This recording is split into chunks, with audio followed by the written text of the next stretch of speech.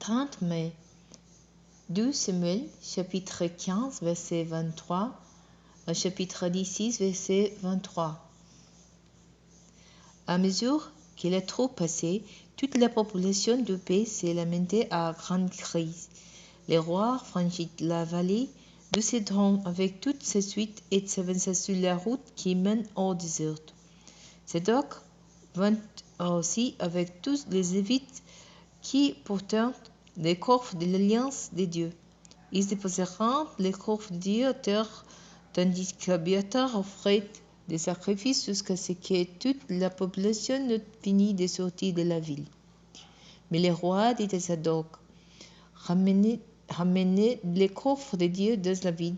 Si l'Éternel m'est favorable, il me fera revenir et me permettra de revoir les coffres ainsi que les sanctuaires. Si par contre il déclare, je ne prends plus plaisir en toi, eh bien, qu'il me traite comme bon lui semblera.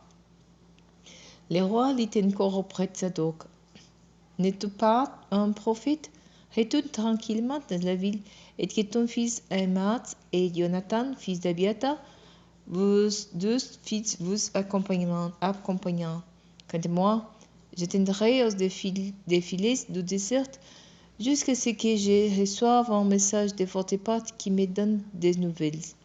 Ainsi, Zadok et Abiathar rapporteront les coffres de Dieu à Jérusalem et ils y resteront. Cependant, David ravissait pieds nus et la tête voilée la montée des oliviers. Il s'avançait en pleurant. Tous ceux qui l'accompagnaient s'étaient aussi voilés, la tête montant en pleurant.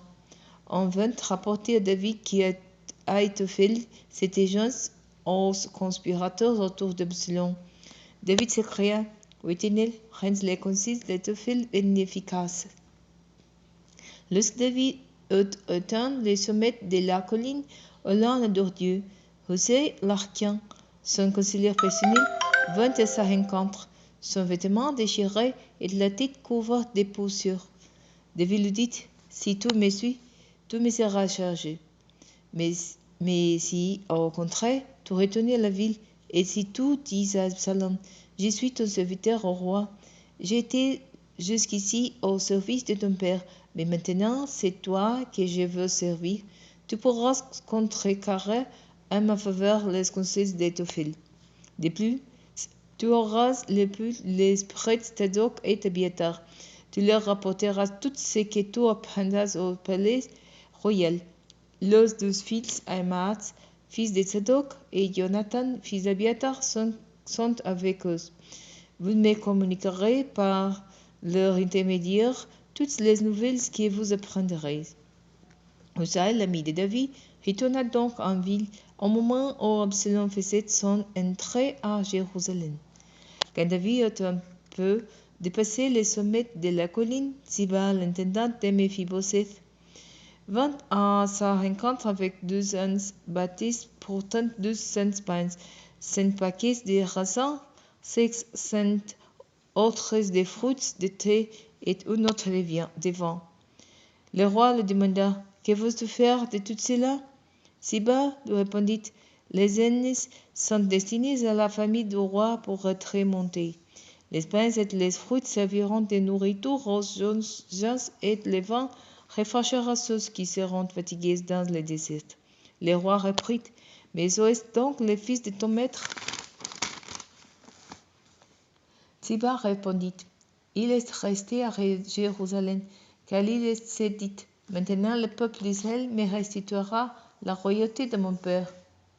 Le roi déclara à Ziba, dans ce cas, je te donne tout ce qui appartient à Méphibosheth.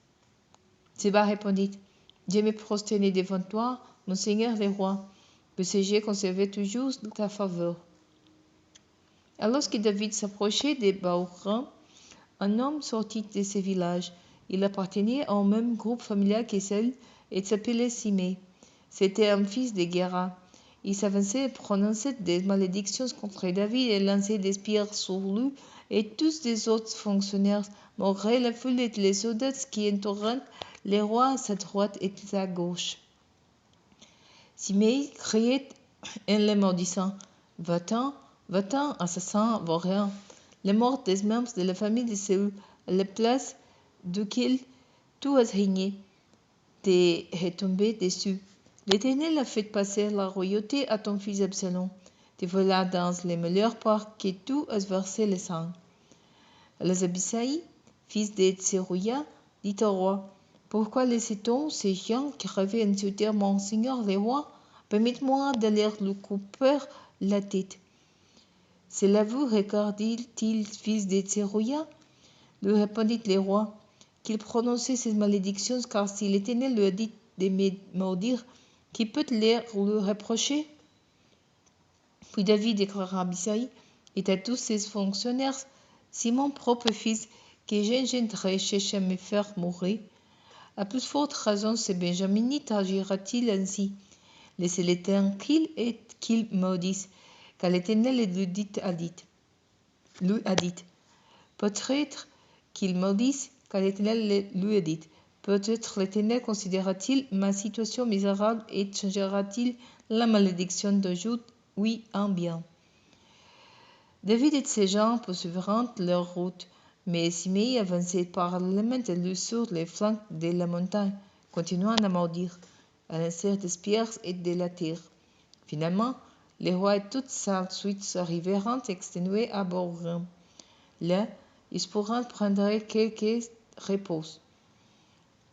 Entre-temps, Absalom et toute la troupe des hommes d'Israël étant entrés dans Jérusalem. Ahitophel était avec lui.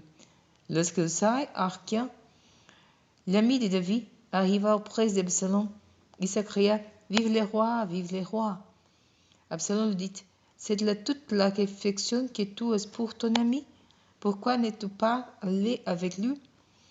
Hushai lui répondit « Non, je me rallie à celui qui a été choisi par l'Éternel, par ce peuple et par tous les soldats d'Israël, et je veux rester de son côté. De leur, qui est ce que je vais servir, n'est-ce pas son fils, comme j'ai été le serviteur de ton père, ainsi je serai le tien. » Alors Absalom dit à Ahitophel, « Tenez conseil ensemble, que dois-je faire ?»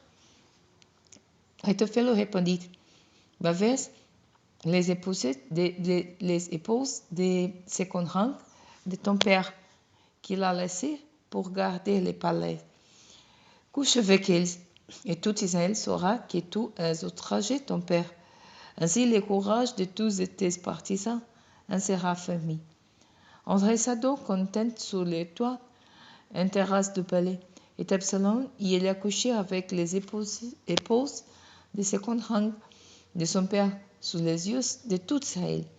En ce temps-là, les conseils d'Ahitophel avaient tant d'autorité pour David comme pour Absalom qu'une parole de Dieu lui-même.